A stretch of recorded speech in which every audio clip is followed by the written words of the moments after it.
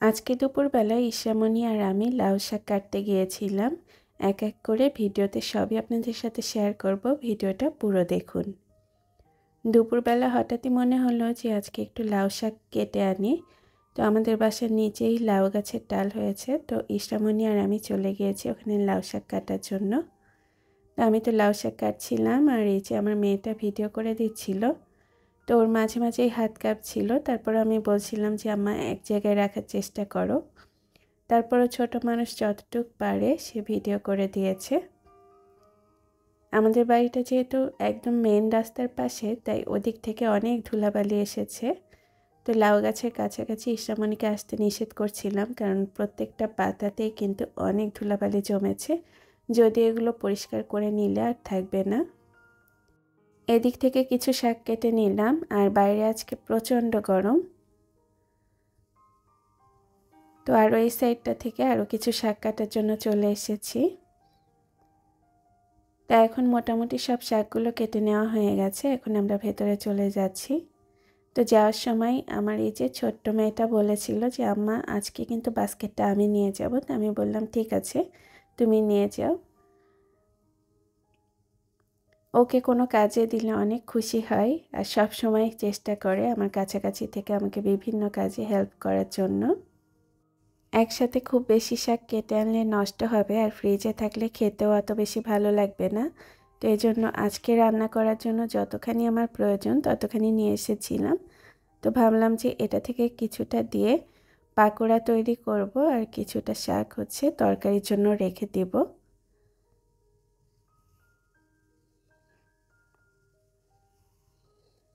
তো এই যে আমার ইষ্টামণি আমাকে সবগুলো শাক পৌঁছে দিয়ে গেছে। তো ওর বাবাও এসে দেখছিল যে কি কি কেটে নিয়ে এসেছি নিচে থেকে। আর এদিকে আমি রাতের জন্য রান্না করতে চলে এসেছি। মাছগুলোকে প্রথমে ভেজে নিচ্ছিলাম, আর সব মশলা তো ফ্রিজে করা ছিল। দেখতে দেখতে রমজান মাস তো খুব তাড়াতাড়ি চলে আসছে। তো ভাবছিলাম আসলে রমজান মাসে ইফতারি এবং সেহরিতে কী কী আইটেম করা যায়, আর বাচ্চারা যেহেতু রোজা থাকবে না, ওদের জন্য কোন ধরনের আইটেম করলে ভালো হবে। তো আমি রান্না করছিলাম আর সেগুলোই ভাবছিলাম। তো লাল লাল করে মাছগুলোকে ভেজে নিয়েছি। আর এই মাছগুলো একটু লালচে করে না ভাজলে আমার কাছে খেতে একদমই ভালো লাগে না, যেহেতু এগুলো চাষের মাছ। ভেবেছিলাম কিছু আইটেম তৈরি করে ইফতারির জন্য রেখে দিব ফ্রিজে, কিন্তু ডিপ ফ্রিজে একদমই জায়গা হচ্ছে না।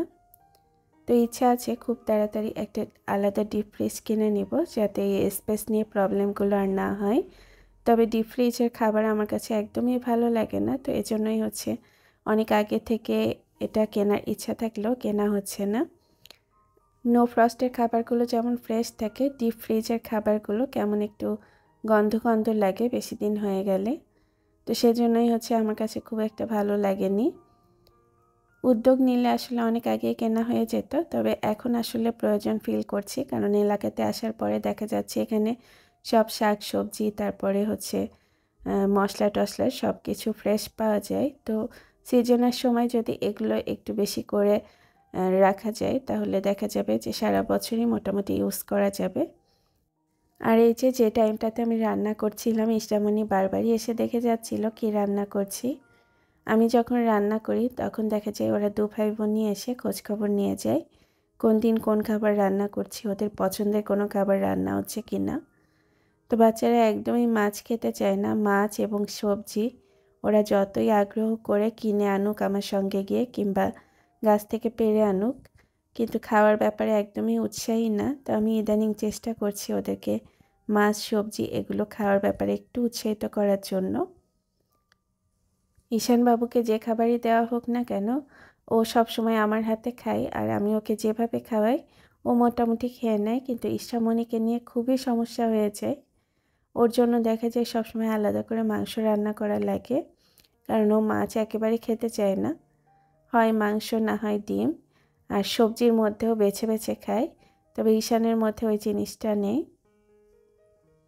এলাকাতে আসার পরে সবচেয়ে বেশি প্রবলেম ফেস করছি আমরা কারেন্টের জন্য, কারণ ঢাকাতে তো আমরা কারেন্টের একটা বিল দিয়ে দিতাম, আর এখানে আসার পরে দেখা যাচ্ছে প্রিপেইড মিটার। তো প্রিপেইড মিটারে একবারে বেশি যদি রিচার্জ করে রাখি তাও দেখা যাচ্ছে যতদিন যাচ্ছে, আবার একটু কম রিচার্জ করলে তো খুব দ্রুতই শেষ হয়ে যাচ্ছে।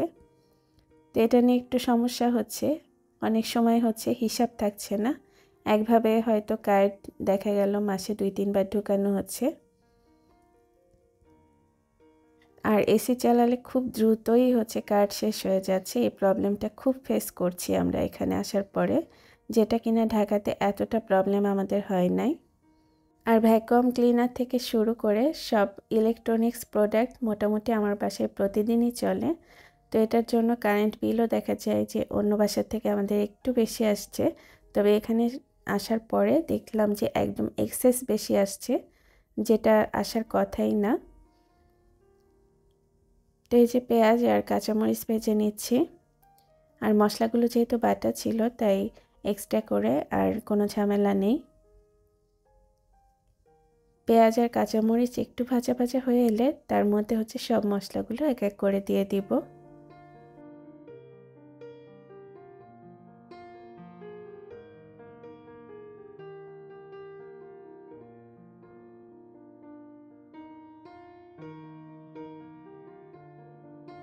এখন হচ্ছে মশলা কষিয়ে নেওয়ার জন্য এর মধ্যে খুব সামান্য পরিমাণ পানি দিয়ে দিব, আর সেই সাথে বাটা মশলাগুলো এক এক করে অ্যাড করে দিচ্ছি।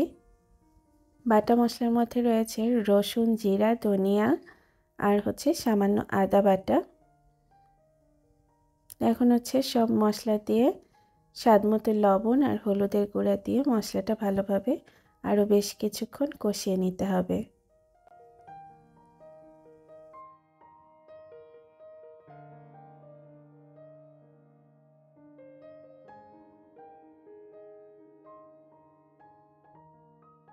যে শাকগুলো রান্না করব সেগুলো বেছে একটা সাইডে রেখে দিয়েছিলাম।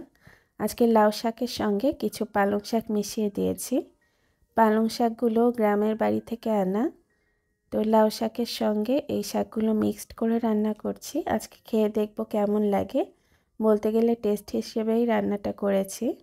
সব সময় তো আলাদা পালং শাক অথবা আলাদা লাউ শাক রান্না করা হয়। দুইটা শাক মিক্সড করলে কেমন লাগে আজকে খেয়ে দেখা যাবে। তো এই যে শাকগুলো এ পর্যায়ে সিদ্ধ হয়ে গেছে, এর মধ্যে আমি কিছুটা পরিমাণ টমেটো দিয়ে দিচ্ছি। টমেটোগুলোকে এরকম কিউব কিউব করে কেটে নিয়েছিলাম, আর এই যে শাকের সঙ্গে দিয়ে বেশ কিছুক্ষণ রান্না করে নিচ্ছি। আর যে কোনো সবজিতে টমেটো দিতে হলে আমি সবসময় সবজিগুলোকে খুব ভালোভাবে সিদ্ধ করে নিই, তারপরই হচ্ছে টমেটো দিয়ে আরও 2 মিনিটের জন্য রান্না করি। অনেক সময় দেখা যায় যে রান্নার শুরুতে যদি টমেটো দেওয়া হয় তাহলে ওটার পাশাপাশি যে সবজিটা রান্না করা হয় ওই সবজিটা সিদ্ধ হতে বেশি সময় লাগে। তো এই জন্যই আর কি টমেটোটা লাস্টে দেওয়া ভালো।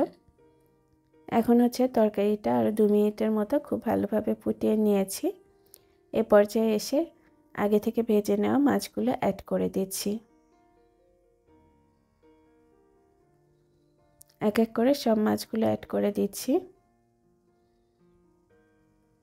বাড়িতে হওয়া শাকসবজির টেস্টই কিন্তু অন্যরকম হয়, বাজারের মতো না। যেহেতু এখানে তেমন সারটা দেওয়া হয় না, সেজন্য একদম ফ্রেশ হয় শাকসবজিগুলো। এর আগেও যতবার রান্না করেছি আমার কাছে তো খুবই ভালো লেগেছে। আজকেও আশা করছি খেতে খুব মজার হবে তরকারিটা। আমার এই ভিডিওটা আপনাদের কাছে কেমন লেগেছে কমেন্ট করে জানাবেন। আশা করছি এরকমই নতুন রেসিপি নিয়ে খুব তাড়াতাড়ি ফিরে আসব। আর হ্যাঁ, তরকারিটা নামানোর আগে ভাজা জিরার গুঁড়া দিয়ে তারপরে চুলা বন্ধ করে দিয়েছি। আল্লাহ হাফেজ জানিয়ে এই ভিডিওটা এই পর্যন্তই শেষ করছি।